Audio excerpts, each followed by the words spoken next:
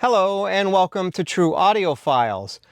This week in this episode I'm going to be discussing Princes Around the World in a Day. Reason for that is they just reissued it. They actually made an expanded version as well, but basically this is the remastered version. It's just a single record. Basically it got the cloud blue, if you will, version of it. And the reason why I got this one instead of the extended is because I basically have all the extended tracks on vinyl, or most of it anyways, so didn't really feel there was much of a need to have it on vinyl also, so I bought it digitally. But basically, so I have this one. This one was cut by Bernie Grundman. I would have to assume that it was cut from a digital file. Not certain about that, but I know that he did the digital mastering as well on the digital files. But anyway, I have 3 other copies. Sadly, I don't have my original copy. I bought it right around the same week it was released, and for some reason I've searched and searched but can't find the original one. But I do have some early copies anyways that I'll show you in a second. But I also do have this one, which they're all going to look the same, but this is basically one that was cut by Kevin Gray. I'm guessing it was probably in the late 2000s, you know, like 2008, 2000, maybe even early 2010s maybe. They did a reissue campaign, one when Prince got his masters back. I don't remember the exact date, but it wasn't all that long before he passed, but it was right around that time frame. So anyway, may have been the like early 2010s. But anyway, so I've got that copy done by Kevin Gray. And then I've got these 2 copies, which this one is a basically RCA Music Club version, which you can see there's the club edition information on there. So I've got that one. And then I also have what I think is a Columbia House one, just because there's no UPS on it, and no barcode, I should say, but there's also no indication that it's a Columbia House, but the etching in the dead wax leads me to believe that it is a Columbia House one. But I got this one for $1 at Goodwill. So anyway, all of them are in really great shape, and so that was the good news. So just to kind of let you know how I typically do these, initially how I do it is I will listen to the new reissue first on situations like this, listen to it all the way through, kind of determine what I want to use as the test file where I can compare back and forth, or test track, I should say, not test file, but test track where I can compare back and forth between the different copies that I have.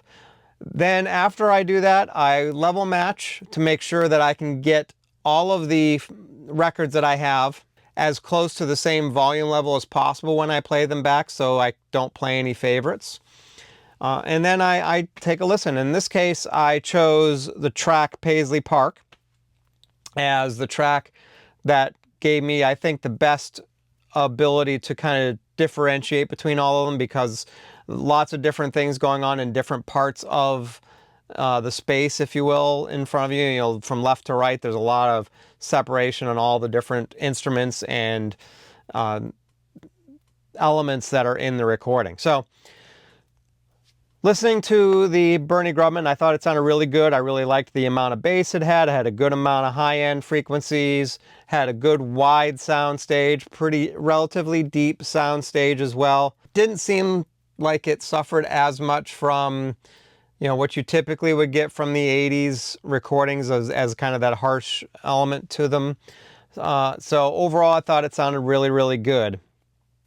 So next step is I went to the Kevin Gray. And I listened to the Kevin Gray, and I think it had very similar a sound stage. It may have been a smidge deeper, but not much. It was very, very similar. The one thing that it was evident, though, there are 2 things that were relevant, though. One was it definitely didn't have as much bass as the Bernie Grundman, wasn't cut as loud as the Bernie Grundman, and it actually had quite a bit more treble, which it teetered on having some sibilance, but kind of stayed away from that for the most part. But overall, besides that, it had a lot more really high end to it compared to the Bernie Grundman. Probably a little bit more than it should, in my opinion. But anyway, then I listened to basically the Columbia, what I think is the Columbia House and the RCA Record Club ones. Both had very similar sounds, although I really got the feeling that the RCA seemed a little flatter from a soundstage perspective. It had actually a really wide soundstage, but just seemed flat. It didn't seem as deep, so there's not as much separation between all the instruments and the elements of the recording, things like that.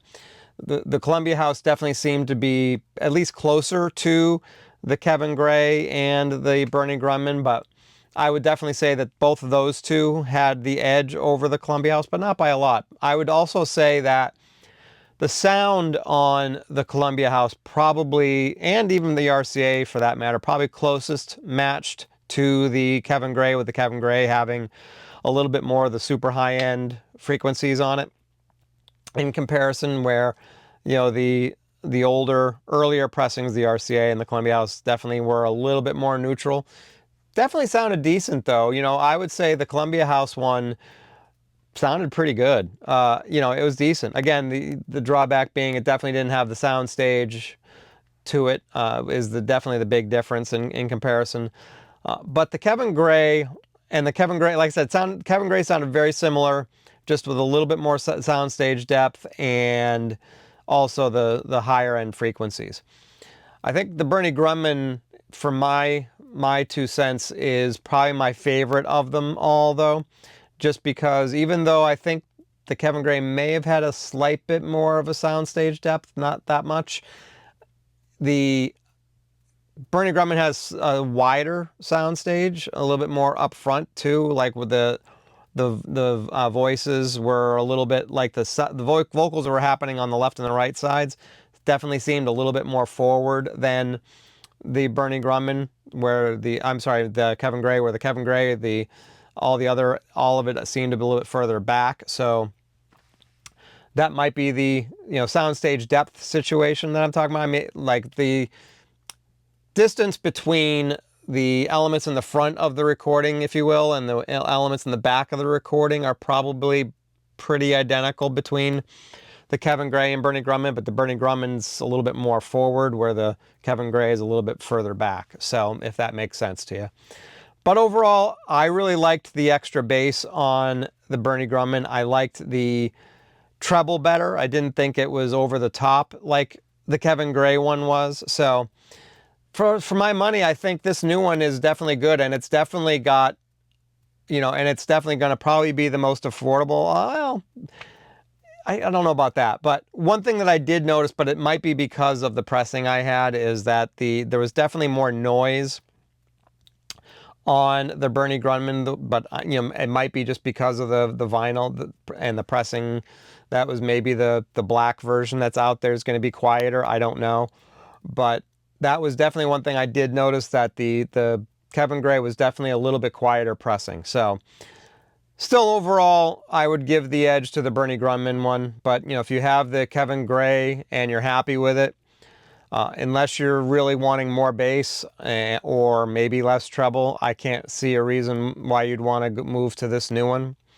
But that's my take. I think they did a great job, though, on the new reissue. Bernie Grundman did a great job on the cut of this one. So that's basically everything I have for this. I'd be curious what your thoughts are. I really wish I had my original copy. Maybe one day I'll find it, but I did a pretty hard search and couldn't come up with it.